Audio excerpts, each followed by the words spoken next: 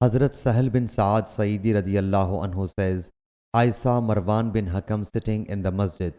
I went ahead and sat beside him. He told me that Hazrat Zaid bin Sabit radiyallahu anhu informed him that while Allah's Apostle sallallahu alaihi wasallam was getting him to write the words, those Muslims who sit aloof from the fighting and those who strive in the way of Allah with their wealth and lives are not equal. Hazrat Ibn Maktoum also came while he was dictating me, and he said, O Allah's Apostle sallallahu alaihi wasallam, if I had been capable of fighting, I would definitely have fought. Actually, he was blind. So Allah Jalla Jalaluhu revealed these words to his Apostle sallallahu alaihi wasallam, and at that time his thigh was resting on my thigh, and I felt so much load as I feared that my thigh would break. Then the Lord lightened, and Allah Jalla Jalaluhu sent down without excuse.